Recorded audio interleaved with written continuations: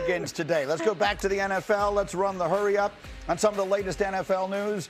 Patriots have informed wide receiver Stefon Diggs he'll be released at the start of the 2026 league year next week. I'll confess I was at least a little bit surprised by this news. But my receiver today is Harry Douglas. Harry, does this mean that the Patriots, need to go all in after A.J. Brown right now?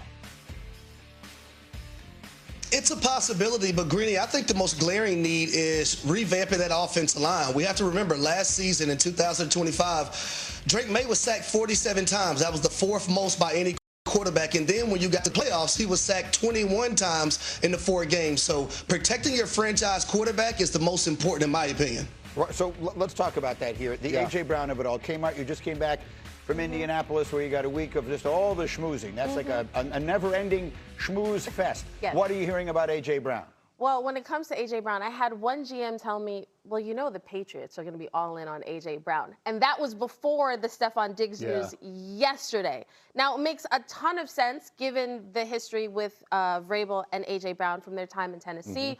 Vrabel was asked about A.J. Brown in particular at the Combine, and he said, it's not just the coach-player relationship that they have. It's they text all the time, you know, when things are good, when things are bad. Vrabel talked about how he's so happy to see the husband, the man, the father that AJ has grown into. So there clearly is love and an appreciation of the game. The question is, will the Patriots be just as aggressive as they were last year in free agency to get AJ Brown, who technically isn't really being shopped by the Eagles?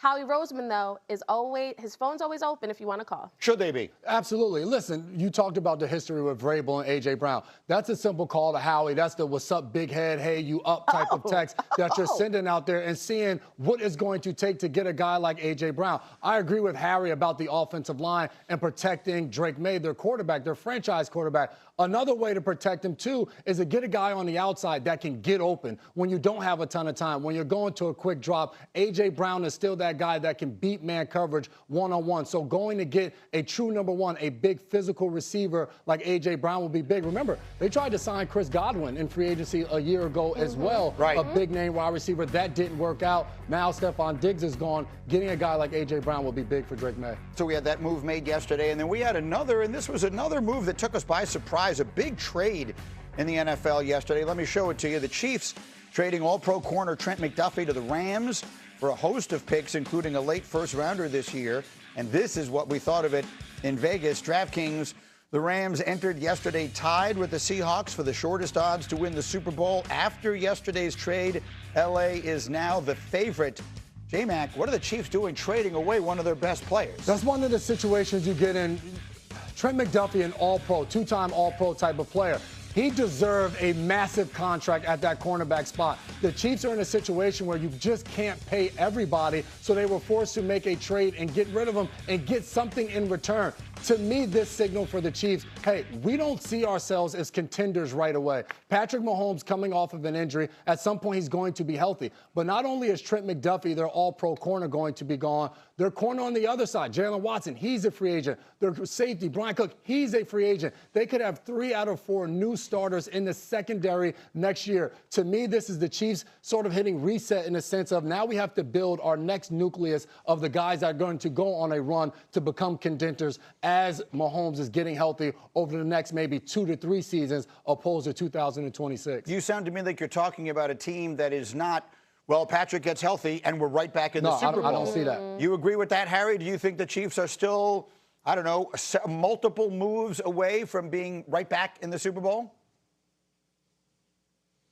Multiple moves away, Greeny, if you ask me. When you look at the offensive line, the running back position, what's going to go on with Travis Kelce? Is he going to play? Is he not going to play? If he doesn't, how are you going to fill that void? You look at their defensive line. They have multiple pieces on the defensive line. They're going to lose linebackers. They're losing secondary pieces. They have a ton of holes amongst their roster right now, hence to why they probably traded Trent McDuffie to get a lot of draft capital back to reset everything like J-Mac just alluded to. And along as this, on the side of this Trent McDuffie trade, they have a history of not paying the corners or their safeties. You look at Justin Reed a year ago, Shavarius Ward, L'Jarius Sneed, and now Trent McDuffie. Those are 4 guys that were pivotal players in their secondary that they moved on from because they believe in their infrastructure, they believe in their coaching staff, and the way that they're able to develop players too. He's a terrific player, regardless of this situation. And the Rams going all in this thing, doing their usual, forgetting about the picks. What do you think about it, Kmart? I'm concerned about the Chiefs because obviously the Travis Kelce of it all, like what kind of player is he going to be? The fact that Mahomes, we don't know exactly when he will be on the field and how will he look. Him tweeting out yesterday, you know, damn, like he's sitting back knowing that he's not healthy and there's so much at stake with this team. The division's gotten better. They got to take a step back to leap forward, I think, and that's what I think the season might be. But if you are a Chiefs fan, like, don't panic. Like, when you are able to make a trade like this and get this many assets moving forward now with multiple first-round draft picks, like, this is what you have to do to be able to let Mahomes go on another run when you want to make that comparison to Brady and now the second kind of form of this Chiefs dynasty. On First Draft Podcast, which will drop later today, Mel and Field are doing a mock, and they have Monroe Feeling, the offensive tackle from Georgia, going to Kansas City at number 9. I know a lot of people would like to see Jeremiah Love there. Maybe it's more important that they rebuild that O-line first. Coming up, more football. Are the Cowboys about to make a huge jump? That the Patriots are releasing receiver Stefon Diggs. New England signed him to a 3-year, $69 million contract in free agency just last March, and he had over 1,000 receiving yards in the Patriots' march to the Super Bowl. Booger McFarland is here to help us break it down. All right, Boog, your thoughts on the Patriots' decision to move on from Stefon Diggs? Well, to me, I think a lot of people can see this coming. When you have an aging receiver like Stefon Diggs, who was kind of weaned out of the Patriots offense, especially in the playoffs and in the Super Bowl, I think you have a quarterback that's ascending in Drake May. And on top of that, the cap number goes up to about $27 million a year. It was a little over 10 this year. I think when you add all those factors, you can see why New England decided to move on from Stefon Diggs. And on top of that, New England needs a one. Like, they need a bona fide alpha. And at this point in his career, Stefon Diggs is more of a slot receiver inside, possession guy, 85 target catches last year, 1,000 yards, only 4 touchdowns.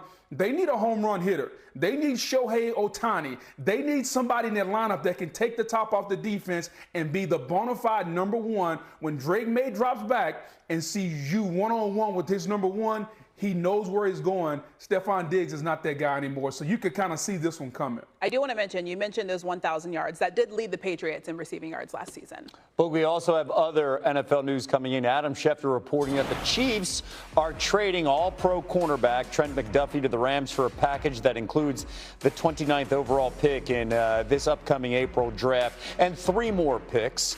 Chiefs quarterback Patrick Mahomes responded to the deal with the social media post, "Damn." Boog, what's your thoughts on this trade? And let's start with the Rams. Well, from the Rams' point of view, I think the Rams took a position of weakness, which was clearly the worst part of their team last year, their secondary. And they go out and they get a top 2 to 3 cornerback in football in Trent McDuffie. And now for a team that has Matthew Stafford coming back, the MVP, for a team that thinks they're the best team in football, even though they didn't show it because they lost a couple times to the Seattle Seahawks, they get a cornerback in Trent McDuffie that upgrades that position, and now they have the opportunity to move forward into this season in win or bust mode. When you look at it from the other side, Kev, I think if you're the Kansas City Chiefs, the Kansas City Chiefs like draft picks the way Kevin Negandhi likes gray hair. He just doesn't like it. They'll do anything they can to get rid of draft picks. They've traded them all away because they don't like cornerbacks from a standpoint of Marcus Peters, L'Jarius Sneed, and now they have this guy gone. And so if you are Kansas City, the way I look at it like this, you weren't going to pay Trent McDuffie. You get rid of him. It allows you to retool the offensive line and maybe get an explosive guy to help Patrick Mahomes. I think this is a win-win for both situations. The Rams get a top-flight cornerback, and the Chiefs get rid of a cornerback, which we all know they don't really like. Yeah. I don't mind gray hair. Along with the 29th pick, the Chiefs will receive the 2026 5th and 6th round picks, as well as a 2027 3rd round pick. Again, Christine, on Me and this Boog show, don't have any, so it's... But for a guy who